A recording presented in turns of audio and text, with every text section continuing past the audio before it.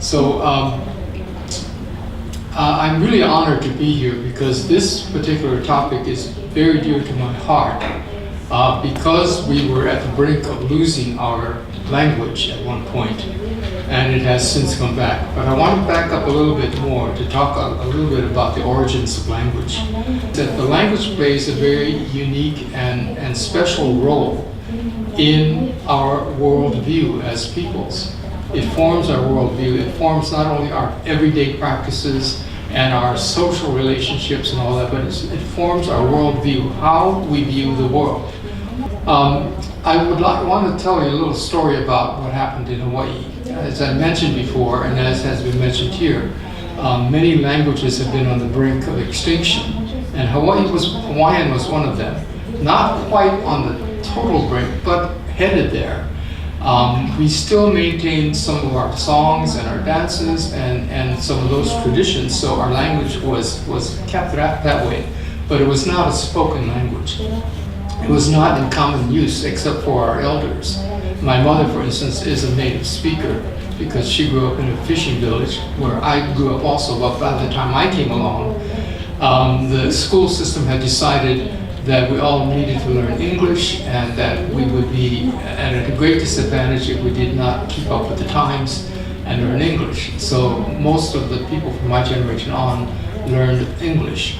And that is the dominant language of Hawaii.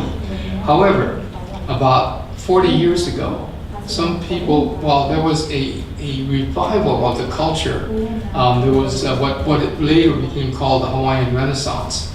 That is, people became more interested in our songs and our dances and all those things. And that was sort of tied in together with an awareness that we had lost our identity somewhere along the line. That the identity that we had retained and was being promoted was being done so as a commodity. That is, it was done for the exhibition for tourists to show off that we have this unusual culture. So some of our people began to say, our culture is deeper than that and we need to regain that. So an effort was made to start up immersion schools. And we started with the preschoolers and the kindergartners. And just a few sort of model or pilot schools were put in place. And they started to become quite successful. That is, the children started to learn our language in an immersion fashion, which meant that the parents would have to learn the language as well. So this was a joint cross-generational project. 40 years later, the Hawaiian language has actually been revived. We have thousands and thousands, tens of thousands of speakers in the Hawaiian language, most of them under 40 years old. And that has done a number of things. One, it put aside the presumption that we would be at a great disadvantage if we learned our own language. Because it turned out that with the return of the language was the return of the identity, which made people much more interested in the world around them and how they could relate to that world as native peoples, as Hawaiian speakers.